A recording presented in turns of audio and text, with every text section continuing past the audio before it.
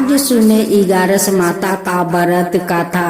इगारस माता की जय हो, इगारस माता की जय हो। एक गांव था। उस गांव में एक कुम्हार अपना परिवार के साथ रहा करते थे। कुम्हार का बाबा दादा का राज से वही रोजगार चला आ रहा था। उसलिए कुम्हार और उनकी पत्नी दोनों मिलकर माटी का बर्तन बनाकर उसे आवा में पकाकर और दोनों पति पत्नी बाजार जाकर बेचा करते थे। उनकी दो छोटे छोटे बच्चे थे, एक लड़की एक लड़का। उसी मिट्टी का बर्तन से उस कुम्हार का संसार चलता था। अपना बच्चा को पोषण पालन करते थे। एक दिन कुम्हार मिट्टी का बर्तन गांव में ले जाती है बेचने के लिए। एक दरवाजा पर जाकर चिल्लाती है, कोई माटी का बर्तन ले लो, माटी का बर्तन ले लो। कहते कहते वो आंगन में ढुक जाती है। देखती है कि ये बहन तो कोई देवी का पूजा कर रही है। कुम्हार चली जाती है। उस औरत ने कुम्हार से कहती है कि बहन जब आई है बर्तन लेकर तो कम से कम इगारस माता का कथा सुन कर जाइए। कुम्हार कहती है कि मैं तो बहुत जल्दी में हूँ, मैं छोटे छोटे बच्चा को घर पर छोड़ कर आया हूँ बर्तन बेचने, मुझे जल्दी घर लौट जाना है। उस औरत कहती है कि बहन थोड़ा तो समय लगेगा, कथा तुरंत हो जाएगा। आप इगारस माता का कथा सुन लीजिए, आप प्रसाद लेकर चले जाइए। लेकिन कुम्हार बहुत जल्दी में थी। वो इगारस माता का तो कथा सुनी नहीं, वो चली गई। इगारस माता भी कुम्हार के साथ उनके घर चली गई। उस औरत का इगारस माता का व्रत वो परंपरा चला आ रहा था। उसलिए उस औरत महीना में 2 बार इगारस माता का व्रत करती है। कृष्णा पक्ष में भी करती है, शुक्ला पक्ष में भी करती है। इगारस माता उस कुम्हार पर क्रोधित हो जाती है और उनके साथ उनके घर में आती है और उनकी दोनों बच्चा को एक के पाँव लेंगड़ा कर देती है तो एक का आंख अंधा कर देती है। कुम्हार का पड़ोसी में एक बूढ़ी सासू माँ थी और एक नई नवेली दुल्हन थी। इगारस माता वही दोनों का रूप धारण कर लेती है और उनकी आंगना में कभी बूढ़ी का रूप धारण करके आती है तो कभी नए नवेली दुल्हन का रूप धारण करके आती है। उनकी आंगन में घूमती रहती है, लेकिन कभी कुम्हार उनसे नहीं पूछती कि सासू माँ आप क्यों आकर घूम रही हो। दुल्हन से भी नहीं पूछती है कि नई नवेली दुल्हन तुम मेरे आंगन में क्यों घूम रही हो। कुम्हार का ये ध्यान नहीं था कि कुछ बोल सके, उनसे पूछ सके। कुम्हार ने अपना काम में इतना उलझी थी कि उनकी आंगन में नई नवेली दुल्हन आके घूमती है, फिर भी कुम्हार कुछ नहीं बोलती है। उस सासू माँ आकर घूमती है, फिर भी कुम्हार कुछ नहीं पूछती है। इतना वो काम में उलझी थी। एक दिन कुम्हार मिट्टी का बर्तन बना रहे थे। कुम्हार वहीं पर बैठे बैठे अपना आंख से झरझर आंसू बहा रही थी। कुम्हार कहते हैं कि क्या बात है, तुम आज क्यों उदास हो, क्यों रो रही हो। कुम्हार कहती है कि मैं क्या कहूँ, अचानक मेरा दोनों बच्चों को एक अंधा हो गया, एक लंगड़ा हो गया। एक ऐसा संजोग है कि अचानक मेरे दोनों बच्चा एक अंधरा और एक लंगड़ा हो गया। इसी कारण से तो मैं दुखी हूँ। फिर दूसरा दिन इगारस माता बूढ़ी का रूप धारण करते हुए उनकी आंगन में घूम रही थी। उस दिन कुम्हार का दिमाग में कुछ न कुछ सूझा। वो जाकर पूछने लगी कि सासू माँ कभी आप आकर मेरे आंगन में घूमती है तो कभी आपका नए नवेली दुल्हन आकर मेरे आंगन में घूमती है, क्या बात है। भेष रूपी 11 माता कहती है कि पहले तू बताओ कि क्यों तू उदास है। कोमैन कहती है कि सासू माँ, आप तो बहुत कुछ देखे है, बहुत कुछ जानती है, कुछ ऐसा उपाय बताइए कि मेरा दोनों बच्चा ठीक हो जाए। भेष रूपी 11 माता कहती है कि तुम कभी कोई देवी देवता का पूजा करती है, कभी एकादशी व्रत करती है, कभी 11 माता का व्रत करती है। कोमैन कहती है कि नहीं सासू माँ, मुझे तो कहाँ समय मिलता है, मेरा तो समय नहीं मिलता है, उसलिए कोई व्रत नहीं करती हूँ। तुझे समय नहीं मिलता है तो अब समय निकाल कर 11 माता का व्रत कर ले। कोमैन कहती है कि सासू माँ, 11 माता का विधि विधान तो मुझे पता नहीं है कि उनकी पूजा कैसे होती है। 11 माता कहती है कि जिसका घर में तू बर्तन बेचने गई थी, उस औरत 11 माता का व्रत कर रही थी, जाकर उसी से पूछ ले। कोमैन उस औरत के घर जाती है, उस औरत से पूछती है कि बहन, उस दिन तो आई थी लेकिन मैं रोका नहीं, आप तो लगता है कि मुझ पर गुस्सा हो गई, मैं 11 माता का कथा तो सुनी नहीं। उसी दिन रात में मेरे दोनों बच्चों को एक अंधा हो गया और एक लंगड़ा हो गया। मैं नहीं जानती हूँ बहन कि ये कैसा संजोग है, और मेरा दोनों बच्चों को अचानक ऐसा हालत हो गया। उस औरत कहती है कि जो लोग 11 माता को अपमान करते हैं उन्हें तो भोगना ही पड़ता है, जो लोग 11 माता का कथा ना सुने, उनकी प्रसाद ना खाए तो माँ 11 को तो क्रोध तो होगा। कोमैन कहती है कि उसी 11 माता का आपसे मैं विधि विधान पूछने आई हूँ कि उनकी विधि विधान क्या है और उनकी पूजा करने से क्या फल मिलता है, क्या उपकार होता है। उस औरत कहती है कि 11 माता का व्रत करने से क्या नहीं होता है, सब कुछ होता है। निर्धन को धन देती है, बाजिन को पुत्रा देती है, लंगड़ा के पाँव देती है, अंधा को नयन देती है, क्या नहीं देती है, वो तो सब कुछ देती है। देखो मुझे देखो, मैं महीना में 2 बार 11 माता का व्रत करती हूँ और मेरा परिवार सुखी है। माँ 11 धन दी है, पुत्रा दी है, सब कुछ तो दी है, उनकी कृपा से मेरे घर में कुछ का कमी नहीं है। उस औरत कहती है कि एकादशी का दिन मैं एक समय भोजन करती हूँ और अपना 11 माता को श्रृंगार करती हूँ, उन्हें भोग लगाती हूँ, माँ का कथा सुनती हूँ, सुनाती हूँ।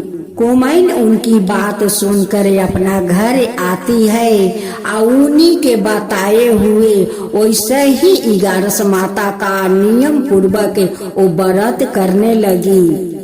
उस कोमैन का श्रद्धा भक्ति देखकर 11 माता उस पर बहुत प्रसन्न हो जाती है। एक दिन 11 माता रात को उनकी घर में आती है, उनकी बेटी का आंख पर अपना हाथ रखती है। उनकी बेटी कहती है कि माँ, तुम आज मेरे आंख पर हाथ रखी हो तो मुझे आंख का बहुत आराम मिलता है, बहुत अच्छा लगता है।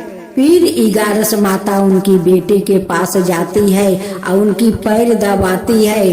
बेटा भी नींद में कहने लगे कि माँ, तुम मेरे पैर दबाती हो तो बहुत पैर का आराम मिलता है माँ। दोनों बच्चा नींद में कह रहे थे, वो जानते हैं कि ये तो मेरी माँ ही है, वही तो मेरे आँख पर हाथ रखी है, वही तो मेरा पैर दबा रही है। जब दोनों बच्चा को सुबह में आँख खुला तो अपना पाँव देख कर चिल्लाने लगे। बेटी अपनी आँख देख कर चिल्लाने लगी कि माँ, मैं सब कुछ देखती हूँ, माँ आपका हाथ में तो चमत्कार है, आप आकर करे अपना हाथ मेरे आंख पर रख दी। मेरा देखिए आंख ठीक हो गया माँ।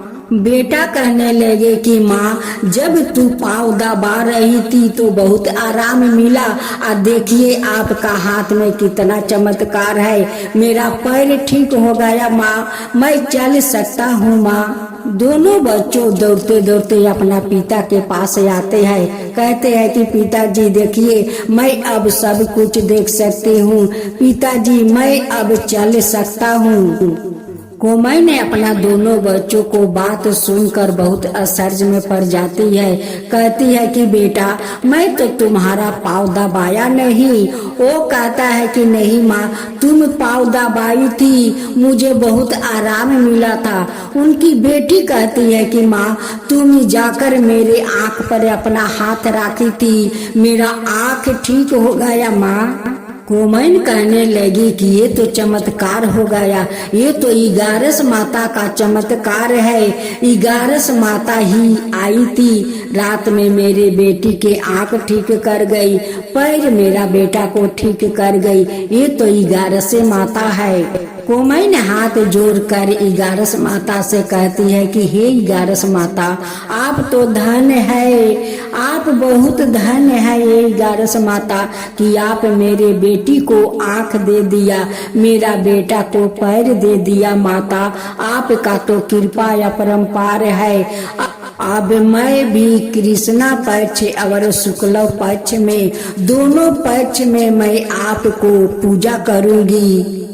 अब कोमैन इगारस माता का श्रद्धा पूर्वक उनकी व्रत करने लगी। अड़ोस पड़ोस के औरत लोग को बुलाकर उन्हें भी इगारस माता का कथा सुनाने लगी। अपना दोनों बच्चों को बैठा लेती, पति को बैठा लेती, अड़ोस पड़ोस को बैठा लेती और इगारस माता का कथा सुनाती और सुनती। इगारस माता उस कोमैन को धन धन कर दिया।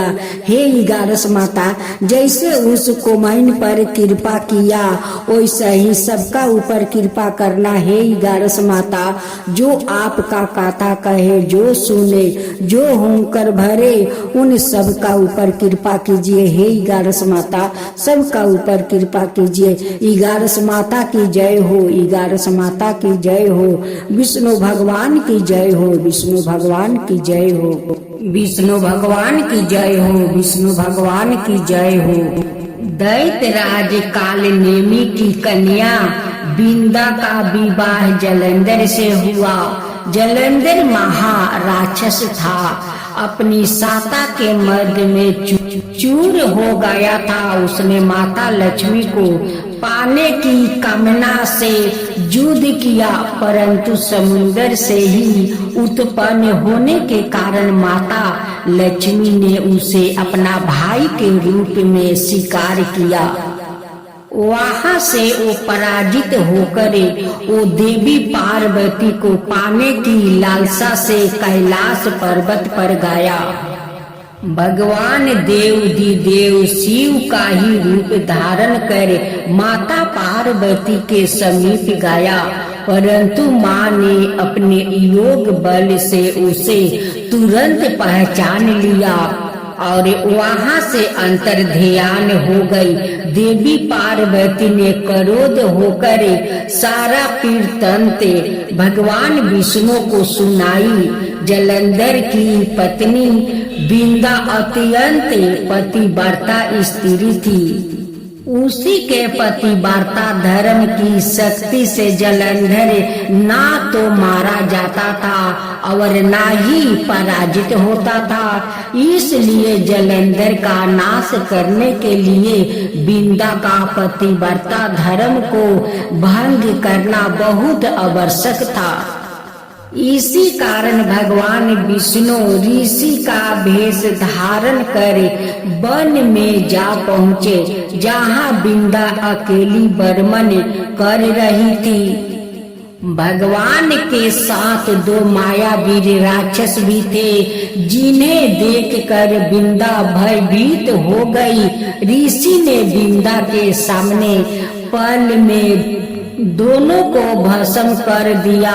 उनकी शक्ति देखकर बिंदा ने कैलाश पर्वत पर महादेव के साथ युद्ध कर रही थी। अपने पति जलंधर का बारे में पूछा। ऋषि ने अपने माया जाल से 2 बांदर प्रकट किया। एक बांदर के हाथ में जलंधर का सिर था और दूसरे के हाथ में धड़ था। अपने पति की यह दशा देखकर बिंदा मूर्छित होकर गिर पड़ी। होश में आने पर उन्होंने ऋषि रूपी भगवान से विनती की कि वो उसके पति को जीवित करे।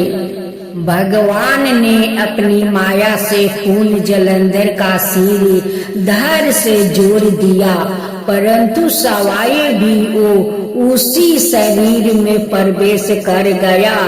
बिंदा को इस छल का तनिक भी आभास नहीं हुआ। जलंधर बने भगवान का साथ बिंदा पतिव्रता का व्यवहार करने लगी, जिससे उसका सती व्रता भंग हो गया। ऐसे होते ही बिंदा का पति जलंधर युद्ध में हार गया। इसे सारी लीला का जब बिंदा को पता चला तो उसने क्रोध होकर भगवान विष्णु को हृदयहीन शिला होने का श्राप दे दिया। अपने भक्त के श्राप को भगवान विष्णु ने स्वीकार किया और शालिग्राम पत्थर बन गए। सृष्टि के पालन कर्ता के पत्थर बन जाने से ब्रह्मांड में अंश तुलन की स्थिति हो गई। यह देख कर सभी देवी देवताओं ने बिंदा से प्रार्थना किया कि ओ भगवान विष्णु को श्राप से मुक्त कर दे। बिंदा ने भगवान विष्णु को श्राप मुक्त कर सवाए आत्मदाह कर लिया। जहाँ बिंदा भस्म हुई वहाँ तुलसी का पौधा उगा। भगवान विष्णु ने बिंदा से कहा, हे बिंदा, तुम अपने सतीव्रता के कारण मुझे लक्ष्मी से भी अधिक प्रिय हो गई हो। अब तुम तुलसी का रूप में सदा मेरे साथ रहोगी। तब से हर साल कार्तिक महीने का देवउठानी एकादशी का दिन तुलसी विवाह के रूप में मनाया जाता है। जो मनुष्य भी मेरे शालिग्राम रूप के साथ तुलसी का विवाह कराएंगे उसे इस लोक और परलोक में विपुल यश प्राप्त होगा। उसी दैत्य जलंधर की यह भूमि जलंधर नाम से विख्यात है। माँ तुलसी की जय हो, माँ तुलसी की जय हो, विष्णु भगवान की जय हो, विष्णु भगवान की जय हो। एक बुढ़िया माई तुलसी जी को सिंचती और कहती कि हे तुलसी माता, सत्य की दाता, मैं तेरे दिलरा सिंचती हूँ। मुझे बहू दे, पीतम्बर की धोती दे, मीठा मीठा घास दे, बैकुंठ में बास दे, चटक की चाल दे, पटक की मौत दे, चंदन की काठ दे, रानी सा राज दे, दाल भात का भोजन दे, 11 की मौत दे, कृष्णा जी का कंधा दे। तब तुलसी माता यह सुन सुन कर सूखने लगी। तो भगवान ने पूछा कि हे तुलसी, तुम क्यों सूख रही हो? तुलसी माता ने कहा कि एक बुढ़िया रोज आती है और यही बात कह जाती है। मैं सब बातें तो पूरा कर दूंगी, लेकिन कृष्णा का कंधा कहाँ से लाऊंगी? तो भगवान बोले, जब वो मरेगी तो मैं अपने आप कंधा दे दूंगा। तू बुढ़िया माई से कह देना जब बुढ़िया माई मर गई सब लोग आ गए। जब माई को ले जाने लगे तो वो किसी से ना उठी। तब भगवान एक 12 बरस के बालक का रूप धारण करके आए। बालक ने कहा, मैं कान में एक बात कहूँगा तो बुढ़िया माई उठ जाएगी।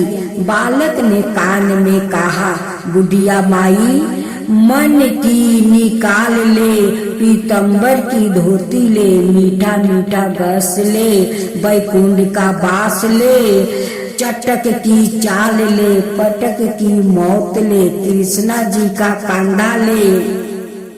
यह सुनकर बुढ़िया माई हल्की हो गई।